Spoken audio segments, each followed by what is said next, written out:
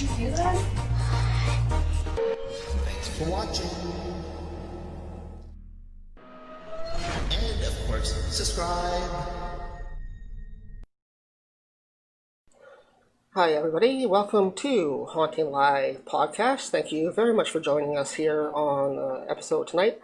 On a Saturday night, we have reached episode number 28 already, so thank you so much everybody for tuning in. We greatly appreciate you watching every single week that we have the Haunting Live Podcast and our special guests and stuff going on. And tonight we do have a special guest here with us tonight that we're going to be interviewing and talking about different things that she does. Her name is Katherine, and she is from Thunder Bay, Ontario, so she's going to be joining us here in just a minute. And she's going to be talking to us a little bit about crystals. She does a lot of crystal work, she does a lot of healing work, and she does this thing called soul signature drawings also, which has to do with auras and stuff like that. So that's going to be a really interesting topic to talk about and just see sort of what she does with that. I don't think we ever had anybody that does something like that before on the show, so that's going to be a really unique thing that she's going to be talking about here with us today on Haunting Live Podcast. Again, thank you guys very much for tuning in tonight. Hope you're enjoying your weekend. It's been pretty good here for us here at Haunting Live tonight. This week has been a little bit rainy, but not too bad. We are just out in Stratford this afternoon doing some running around, stuff like that, so we appreciate you guys very much for tuning in. So with that, let's bring in Katherine from Thunder Bay and start discussing her topics here tonight on Haunting Live. Hi, Katherine. How are you? I'm very good. How are you today? Doing great. Thank you so much for coming on the podcast here tonight. Of course. So you're up there in Thunder Bay, and I know we reached out to you to come on the podcast because you do a lot of work within the crystals and healing areas. Let's start a little bit about your background. What got you into the field of crystal work? I actually started working in energy work because of my first cat. I'd moved back to Thunder Bay from Nova Scotia, and the vet was trying multiple things, and no matter what they did, it didn't work. And so I attended a class on healing touch, and at the beginning of the class, they had you run your hands through a person's field, see what you perceived, and then you'd pause and you'd do it again. And they went around the room.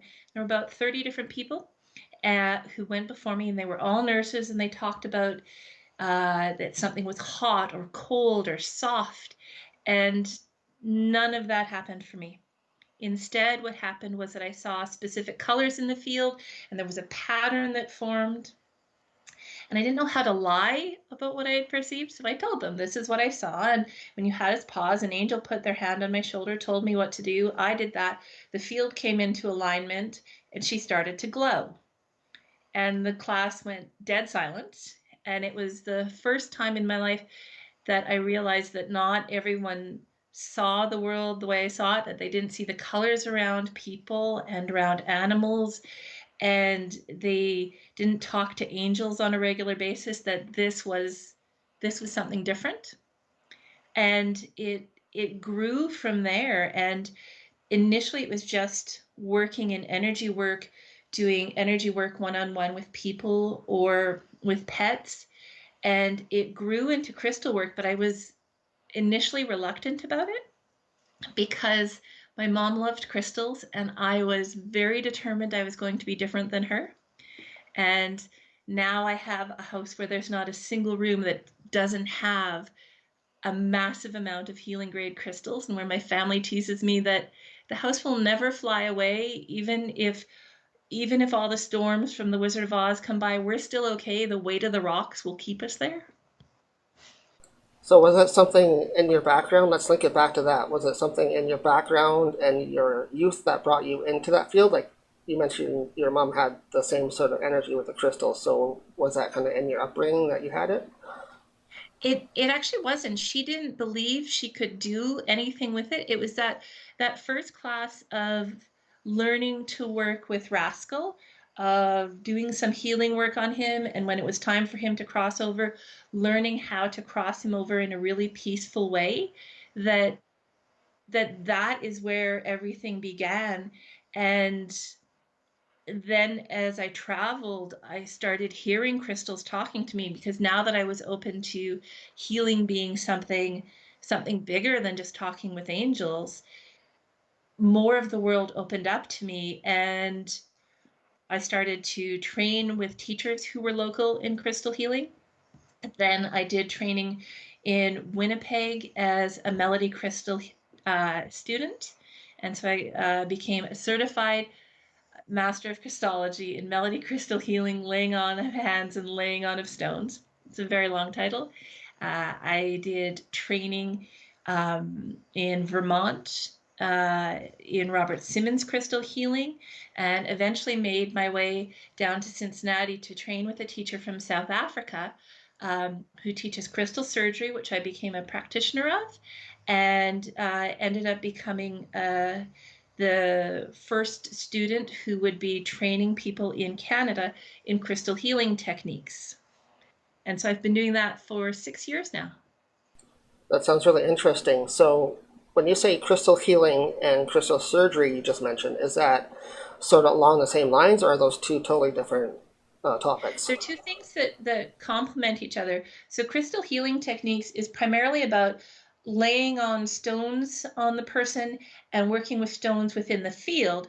And when you're working with crystal surgery, you're not just doing that, but you're also working with wands and with crystal potions, and you're working with Tibetan techniques. So each of them builds upon each other.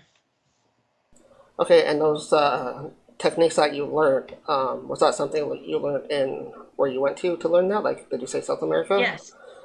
Yeah. Yeah, so is that something that was taught to you and you had to go step by step in order to learn that? Was it a quite easy thing for you to pick up on? Yes, it was taught to me. And yes, I found it easy because I could energetically see the motion of the stones and the light between them. I could hear them humming when they were in alignment. Um, and some of it felt not like learning, but like remembering how crystals needed to move and which ones liked each other and how to connect them. Yeah, you just mentioned also that you heard them humming, and before you're mentioning also that you could hear crystals. So why not Yes. let us know a little bit how you developed that sensibility that you could actually hear crystals? That sounds really interesting. It was actually, for me, quite practical in that when I was looking for stones either to purchase for my practice or to purchase as gifts for people, I didn't want to get stones that were just pretty because anyone could do that. I wanted to get the stone that was the most powerful stone for them, so then you only needed one instead of five, and the stone that they would love the most. And so I would ask the stones to show me or to teach me how to recognize that. And that was one of the ways that it came through, was hearing the sounds. And when there was something that was harmonious, this was the right sound. And when it sounded to me like clanging bells, these were not the stones that were meant to come to me or through me to someone else. And what did you kind of have to do to allow yourself to hear them? Like, was it a skill that was always there, or was that something that you had to kind of develop as you go through different types of stones? And do different types of stones have different sounds? Yeah, so different types of stones have different sounds. It was a skill that I had to develop, but more than working at it, it was something that I had to play with. Uh, so it couldn't be something that I sat down and studied. It was going for a hike or going to the mine and playing with stones and seeing which ones stood out and why. It was moving a wand and seeing how that moved and why did it fit in my hand that way, and when did it feel comfortable and when was it something that was awkward. It was a lot of playing, and it still is. So I have a new wand that's coming in at some point this week. And I've got a series of volunteers lined up that I'm going to play and see how it moves the best and see how it works the best to do what it wants to within the etheric layers of the field. So I guess that's something that always changes for you then, right? It's something that you just mentioned you're getting a new one, so that you have to kind of test it out to see how it works for you, right? Yes, yes.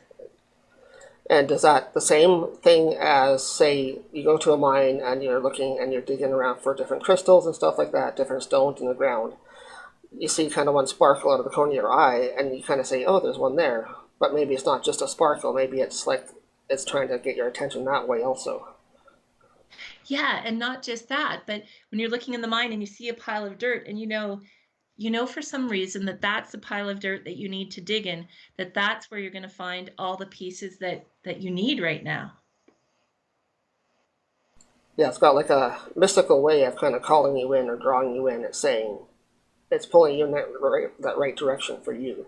There might be a group of people, say, over in that area searching, but you walk off to the other side and you find this whole big vein or something, right? Yes, exactly. So that's really interesting. So I think that'd be really cool. That's one thing that I really want to try as well, is go to a mine sometime to try to dig my own crystals and find what ones that are calling to me. And I know those ones are just for me. So there's a little bit of a difference than going, say, to a crystal store and purchasing something off a shelf that's calling you. But to actually go to the place where you can get it out of the earth naturally, that is, I think, has more power to it. Absolutely. And you can also, if you've got time to play when you're at a mine, so there's a stone in the world now called a Zestulite, which is, depending on which one you get, an amethyst or a quartz, that's living at a higher frequency. It has a different specific gravity. And you can program stones, so you can essentially ask them to act like other stones, and they shift. And you can sit at a mine or in the middle of it if you're really lucky and actually raise the frequency of the mine so that if you're in an amethyst mine, all of the amethyst mine becomes a zestulite. It's really fun to try. That sounds really interesting. Can you explain in a little bit more detail how different stones can shift that way? Like, you were mentioning amethyst can shift in a different way to act like another stone. So, can you explain it in a Yes. little bit more detail exactly how that works? Okay, so um, stones have specific personalities. So just like you and I have different personalities and different skills of what we're good at, stones do as well. So quartz is a brilliant amplifier. But if I need it to be something else, because for whatever reason I don't have extra stones with me, so maybe I need it to be celestite because I need to be doing specific angelic work. We know that at the heart chakra, there is an energetic field. And if we want to just program one stone, we can hold that stone at our heart chakra and have the energy of our heart interact with the energy of the crystal and invite that crystal to act like something else. Sometimes it'll say no, and everything in your body kind of shuts down. You have a gut reaction, or the hair stands on end, or the world visually looks darker. It's rare to have that.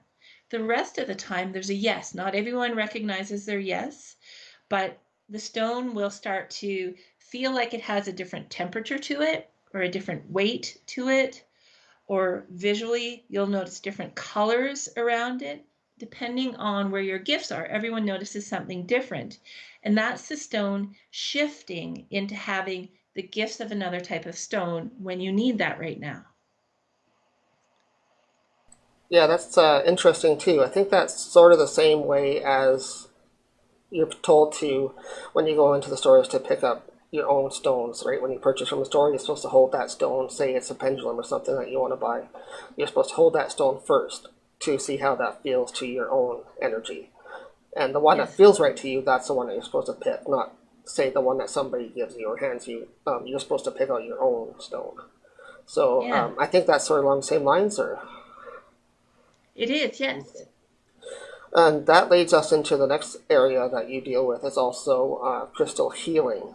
So, Mm-hmm.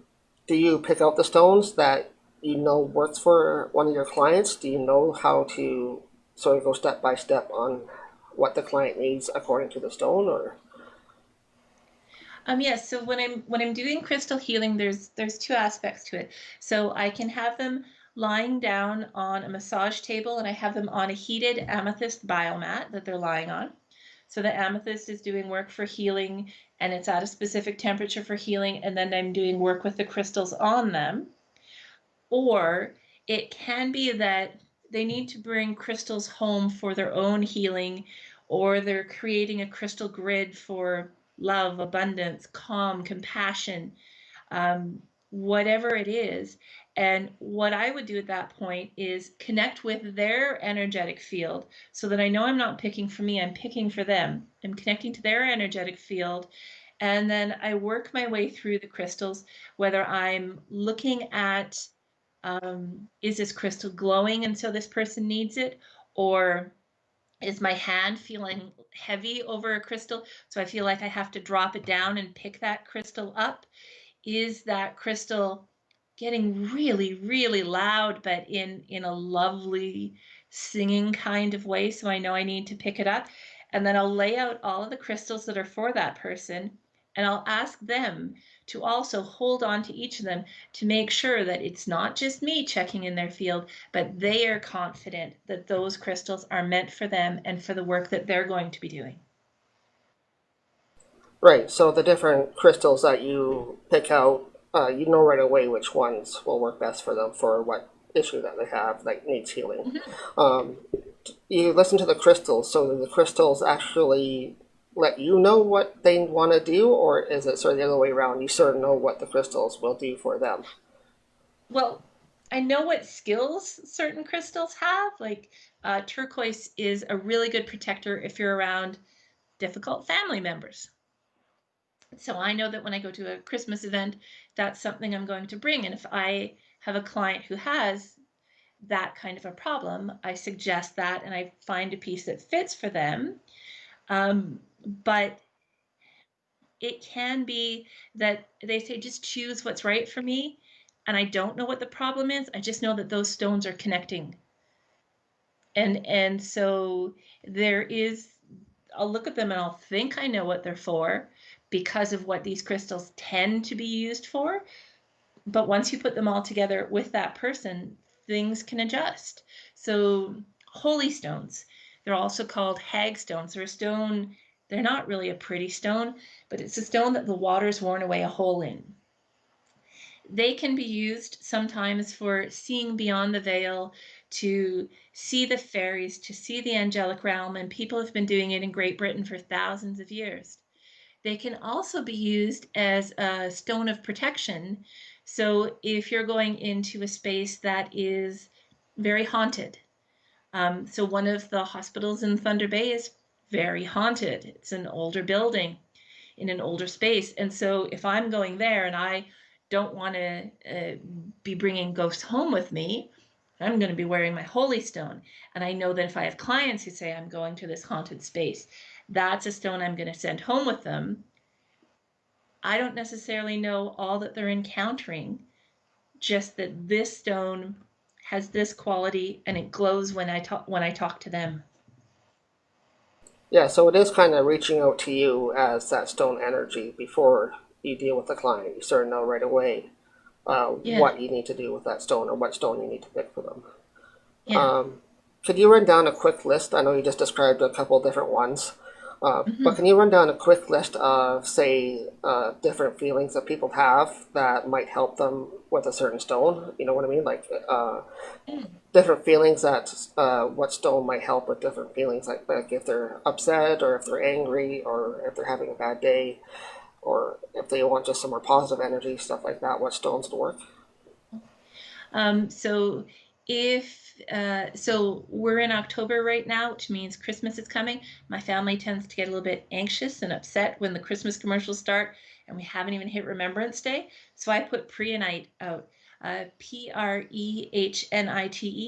It is profoundly calming, and you just place it on the table, and then as need be, you place another piece and another piece. Some years I only have 3 pieces out. Some years there's 28 out.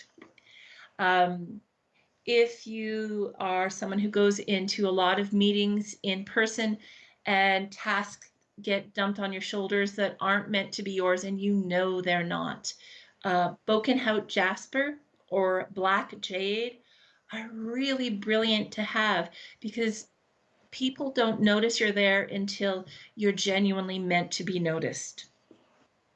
If you are using a lot of technology, Black tourmaline or Thunder Bay amethyst are good stones to have because they ameliorate the electromagnetic frequencies so you're not exhausted all the time.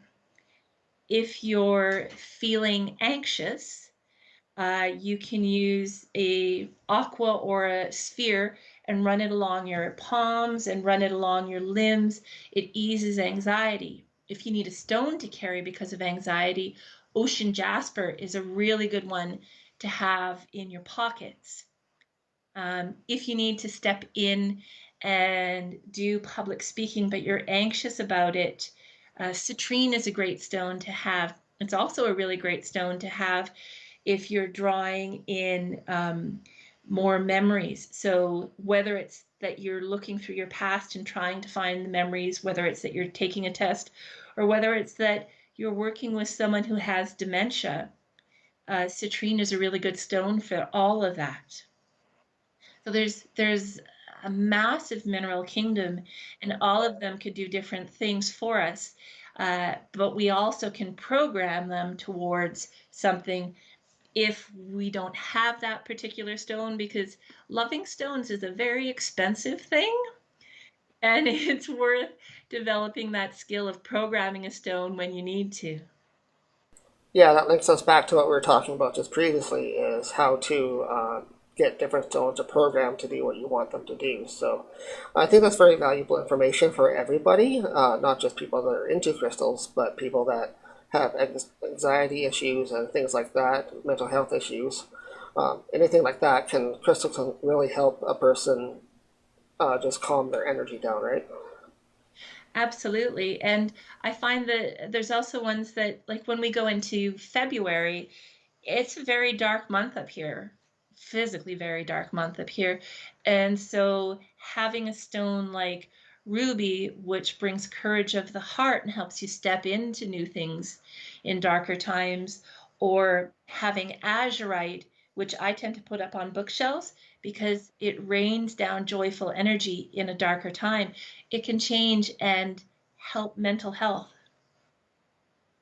Yeah, especially nowadays, right, too, with all the issues going on in the world. I think everybody needs a little mental health check, and anything that can help boost your immune and your mental health. Uh, Yeah. those types of crystals would be really helpful. So thank you for suggesting some different issues or ideas there that people can use to sort of help them out and make their energies a little bit better and stuff. So thank you. You're welcome. So aside from doing the crystal work, we're going to jump to your next thing that you like to dive into, and that is soul drawings. You kind of talked to me a little bit about that earlier, but can you kind of explain what that is and what you do with that? So soul signature drawings are the space that's above your crown. People quite often see that, especially in paintings, as just a halo of light. But if you look at it in detail, look at it clairvoyantly, you can see the symbols that are in there, the symbols that a person carries into this lifetime that remain consistent from the day you're born to the day that you die.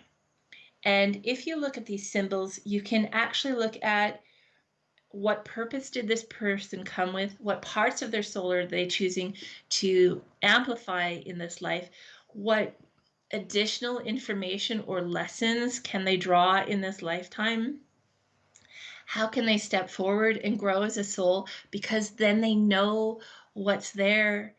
They know their spiritual toolbox by knowing the symbols that are there. And I started off when I was doing drawings, drawing the energetic field. And I actually did it when my mom was quite sick. She couldn't see what I could see.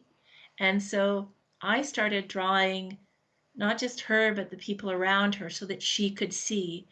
And it grew from there because I'd been somewhere where they had Kirlian photography, and I thought, well, if someone could just take a picture of the energy field, what else can I see that would be worth showing to someone? And that space above the crown of the head, I couldn't find anyone that was drawing that so that they could share with people another piece of who they are, this very unique piece that is It's only you. No one else looks exactly like you. So you're talking more about, I guess, more along the lines of chakra points, right? You're talking about like the crown chakra and Mm, the aura. not just that. Yeah. So if right up here, you imagine there was a disc that, yes, the crown chakra goes up and out, but there's this disc of space above here as well. And within that lie all of the symbols. And those symbols are what you're more connecting to for these drawings, then, or is it more what you see Exactly. directly above the crown chakra? Yeah, those symbols are what I see directly above the crown chakra. And so those symbols are what I'm drawing. Okay. Are they linked to the chakras, or is it more linked to just the energy field around you, like your aura? It's actually a different layer of who you are energetically. So it's not your chakras and it's not your field, but a whole extra layer of you. Okay, so it's totally something different than what we're normally taught about chakras and your connections and your points in your body. Is this something like a field that's more around you, or is it more like just something that's always kind of attached above you? Always attached above you. And how did you develop this sense of seeing these? Is it something that you had to really work on, or is it through meditation or something that you can see and sense these symbols above you? Or is that kind of a harder question? No, it's just no one's ever asked me that before. I wanted to see something more. So I actually asked my guides, well, what else is there to see? And then I spent a month, everyone who came past me saying, can I look all around you? And then I just look at everything extra that I could see that was not what we talk about in standard terms. So seeing beyond the meridians, beyond the inner self, the higher self, beyond the divine imprint, beyond the chakras, beyond the energetic field, beyond is this person from some other space, from some other time, beyond the dimensional levels within the field. What else is there to see that we haven't been talking about and drawing? And this was the part that fascinated me because it is unique to everyone. And it was one of the pieces that my angels essentially said, look here. And every person I looked at when I saw that space, it was unique. So then I started doing some research at the libraries of the universe to have a greater understanding of what I was looking at and how to accurately interpret the symbols rather than from my understanding, but from a universal understanding of what was there. Okay, so this was more like a guided message from your guardian angels or your angels that kind of told you where to look and told you where to see these messages that are coming through to you. Yes. Yes, okay. And it's more of a deeper energy field than your aura or your chakras. It's something more deeper than that. Yes. Okay. That's really interesting. I never heard of that before, so I was just kind of wondering where it originated from. Like, was this something that you were taught, or this is something that was sort of given to you by messages through your guardian angels or something like that? So thank you for sharing that. You're very welcome. Thank you for asking in a Interesting. different way. I'd not thought about it before like that. No, because I'm trying to figure out, like, okay, from a different person's perspective, how would you explain something like that? Because to me, it's new as well. Like, I'm used to the normal meditation techniques, the chakra points in your body for energy work and stuff like that. But that is something totally different to me as well. So it's Yeah. interesting. And if you look at Renaissance paintings, that space shows up, but it's just a bubble of light in Renaissance paintings. So they kind of knew about that back then as well, but maybe not knowing exactly what it was they were seeing. Exactly. So that's interesting. Is this something that you teach people how to do, or is it something that you just do on your own? I haven't taught anyone yet, but I've not had anyone ask. So I'm writing over the course of the winter 5 more classes, and they all have been generated from things that people asked to learn, and that I knew I could do, but I just had to figure out how to teach. But no one's asked me to teach that yet, so I haven't written down how to do it yet. Well, it's good to have just in your own knowledge base how to do that, and maybe at some point you can incorporate that into one of your classes too. Well, Yeah. let's jump into that little topic next. What kind of classes do you teach and what do you offer?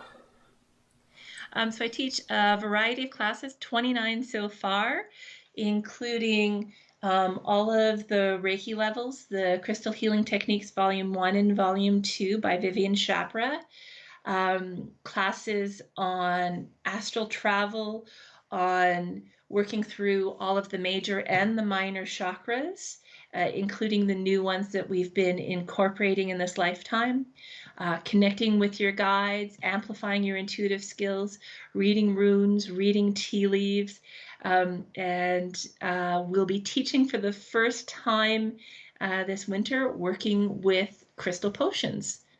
But all of that keeps expanding as people ask questions. Yeah, definitely. I guess there's more interest of growing in this field all the time. And with that, I guess, do you have a lot of people asking for these types of lessons and classes? Like, is there a lot of interest for that kind of work up there? There is, and I'm finding that it's expanding in ways that surprise me because, as you know, Northern Ontario can uh, both be very holistic and at the same time very hick. And you can wear a baseball cap to a formal networking event, and that's normal in Northern Ontario. And so it has surprised me as my classes have expanded into Terrace Bay, and I've got openings coming up uh, as soon as we get through COVID in Nipigon and Marathon, Kenora, and Dryden. And I've taught in Winnipeg and then all the way to Newfoundland. And so it just keeps growing in different ways as people keep expanding their knowledge. Yeah, it's definitely a growing topic for sure. I think even more so since COVID has hit. I think more people are more isolated at home and stuff now. I think they have more of a time to themselves to learn this type of stuff that they haven't had before. And also, something that when COVID did first happen, I thought of this right away. I thought that in the haunting field, like our paranormal field, not just the crystal field, but there's more energy around.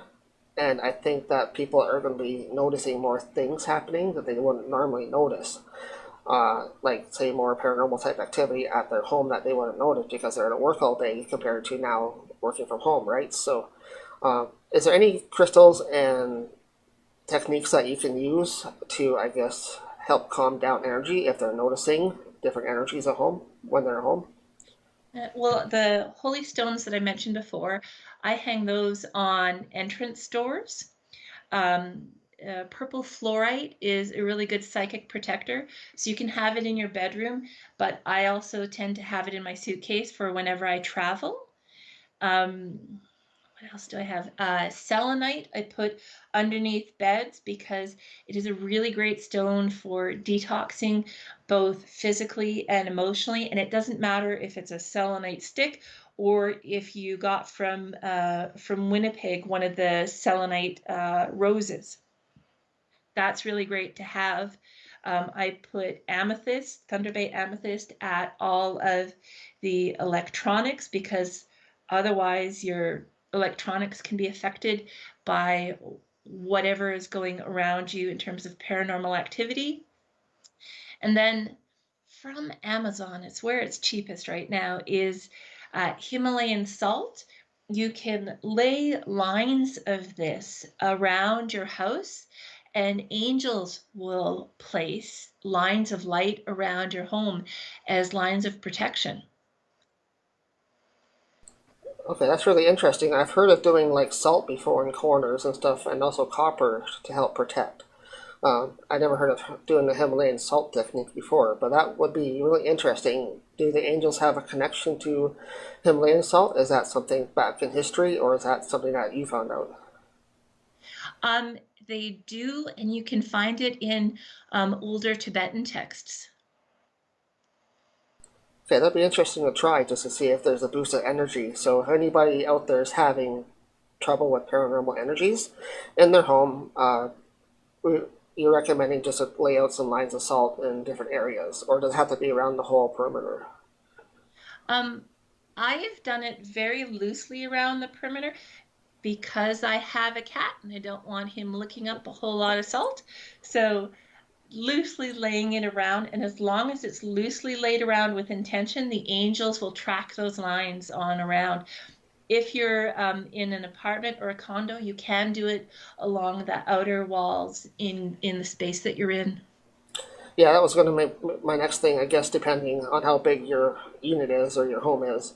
You'd want to use that sparingly, I guess, just to make sure there's enough to go all the way around the Mm-hmm. different areas too, so that you want protected. So thank you very much for that suggestion as well. I'm sure people will appreciate that little bit of advice if they have any paranormal type issues at home. So, and last thing I want to try to talk about with you tonight is your events and stuff that you host as well. So you host an event called the Labyrinth event. Can you Yes. expand on that a little bit and tell us what that's all about? So I have a 20 by 20 foot cloth labyrinth, and I go into different spaces, primarily within the city of Thunder Bay, and lay it out. And it can be gridded with crystals.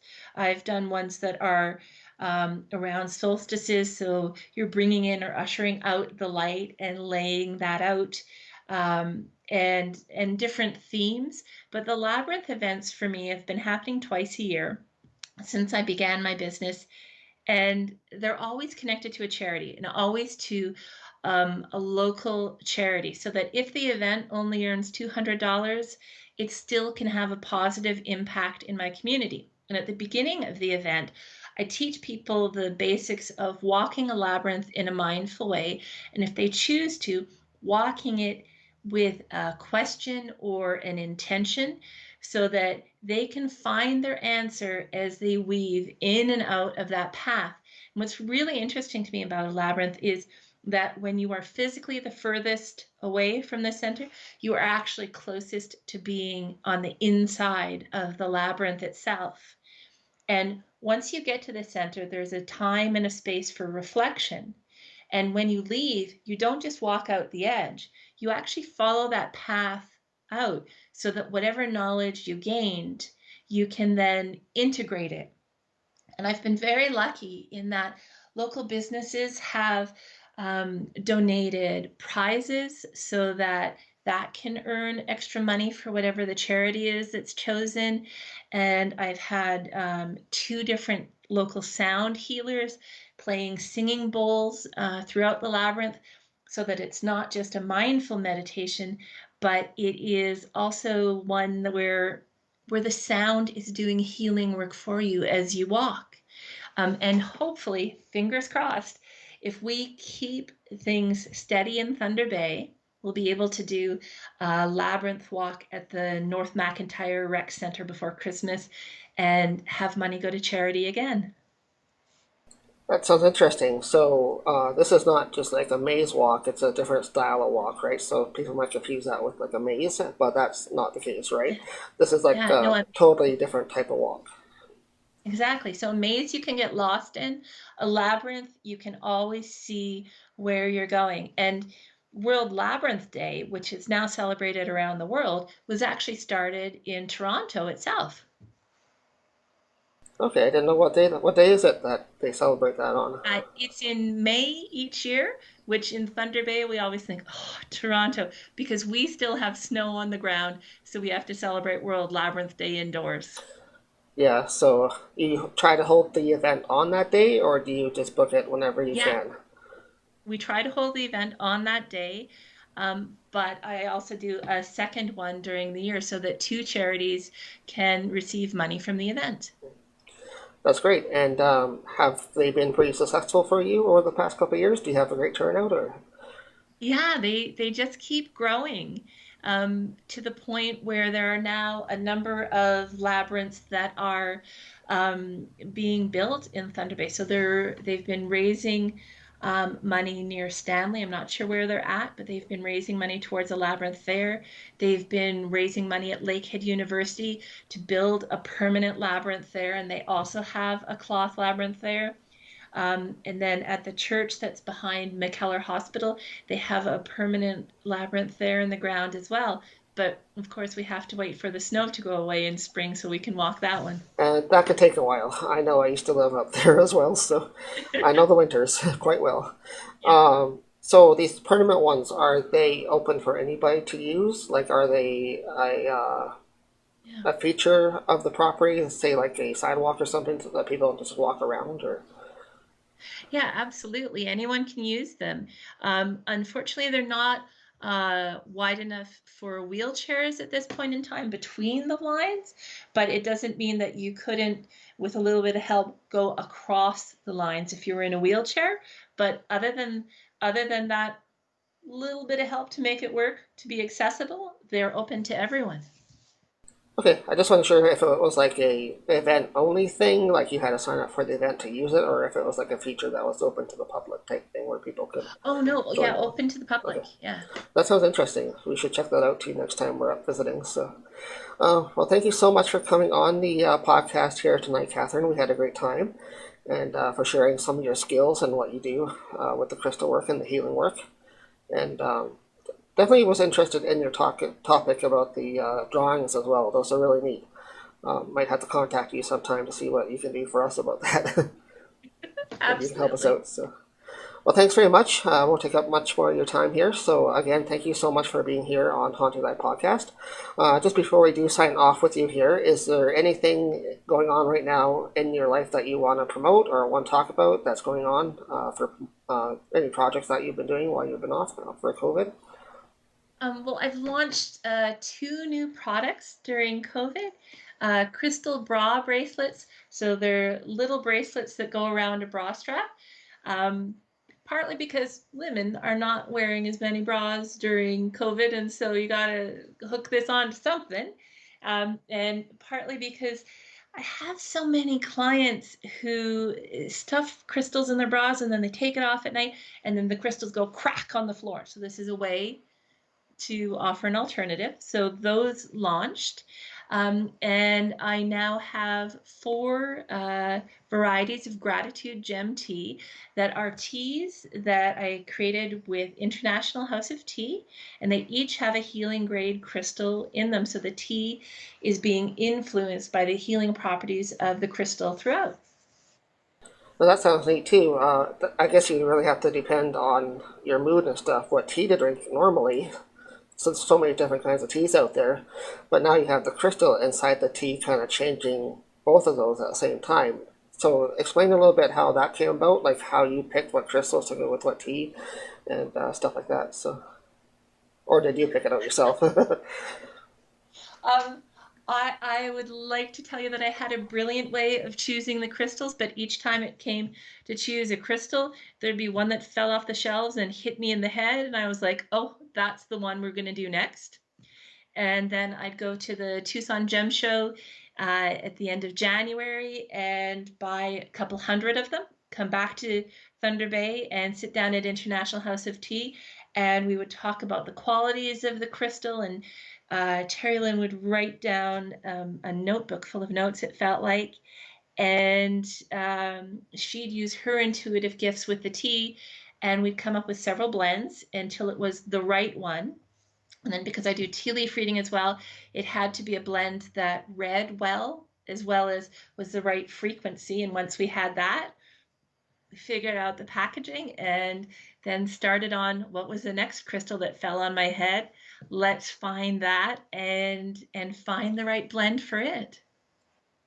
Oh, that sounds interesting too. Well, sounds like that, or it sorted itself out for you by falling on your head at least, and got things I'd worked like out. to, yes. Yeah, I'd like a gentler method of learning the crystals, but that's what they've done consistently for all 4 varieties. Yeah, they're telling you probably that's the way you need to pick us. Here you go. So Yes. this is it. So, well, that sounds great. I wish you the best of luck with that, and hope things do go well for your tea and your bra product as well. So, I hope those get out there for you and do really well. So it sounds interesting. So. Wonderful. Thank you so much for having me. Yes, thank you so much for coming on to Haunting Live Podcast, and you're welcome back anytime. So, Thank you. thank you. Well, that was Katherine Keeper, and again, we'd like to thank her so very much for coming on to the podcast tonight. Very interesting topics that we talked about here tonight. She talked about her crystal work that she does, and also her healing work that she does as well. So, we want to thank her again for coming on to Haunting Live Podcast and talking about what she does for her work in the crystal field, as well as the healing field, and a really different area of topic that we haven't had on before. She does something called soul drawing, and she talked a little bit about that and what it's all about.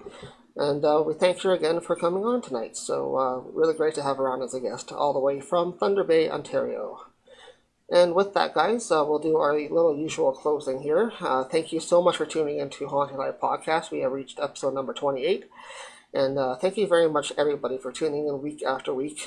We still have guests coming up all the way till the end of November right now. So stay tuned every Saturday night right up until the end of November. At least we have special guests coming on, and we'll continue to bring you shows for Haunting Live right here on our Facebook page. So speaking of that, after we get our Facebook Live done, what we do is we put them up to our YouTube channel as well, so you can check them out on our YouTube afterwards, and then we'll also put them up to our podcast providers. We are on different podcast providers such as Spotify, iTunes, and Google Podcast, and more. So go check those out if you don't get time to watch us live here and watch us here on our Facebook channel. You can go and check us out on different apps as well and listen to them when you have time at work or whatever. So other than that, we do have a special event coming up for the public event in November at the Queen's Inn Hotel. Those tickets are currently marked as sold out because of COVID. We've had to restrict the numbers of guests coming into our event and mark it as sold out for now. Hopefully there's no more restrictions coming for Ontario, but the event is still going on for people that do have their tickets ready to go. We are still holding the event November 6th and 7th, and we look forward to seeing everybody there for that event at the Queen's Inn in Stratford. So with that, guys, that's about it. Don't forget to sign up for our email list. There will be a new email coming out probably this week with the guests coming up for the rest of this month up until the end of October here. So we also have a very special Halloween event coming up on the podcast for Halloween. Halloween night is the Saturday night, so that's going to be podcast night. Really recommend you guys tune in for that one for sure. It's also a double blue moon that night too, so that's going to be interesting for energy wise. Also, don't forget we have a different event going on during the weekdays as well. Chris here at HauntingLIVE Podcast is doing readings for people. Those can be found under our events page. The next one is going to be October the 7th. So go check out the Facebook event page for that event. It is not a free event like we've been hosting in the last little while. We changed that one to a paid event, just a small fee. And you guys can get your readings done by Chris here at HauntingLIVE Podcast. So check that one out. October the 7th is the next one for that one. With that, guys, say thank you very much for tuning into the podcast here at HauntingLIVE Podcast. I hope you have a great weekend, and we greatly appreciate you guys tuning in every week, and especially our special guests that come on to the podcast. We appreciate them as well coming on and taking their time out to talk about what they do. And last little bit is always check out our website, which is HauntingLivePodcast.com, and check out our merch section as well. We do have some great merch available for you guys. Exactly some stuff that Katherine was talking about tonight. We have different crystals and different cleansing materials and stuff like that that we use in the paranormal field. So feel free to check out our website at HauntingLivePodcast.com/merch. Otherwise, guys, have a great weekend. Thank you so much for tuning in, and we'll catch you next week for episode number 29. And there will be another new special guest coming up next week. Looking forward to that as well. So with that, guys, have a great night, and we'll talk to you next week.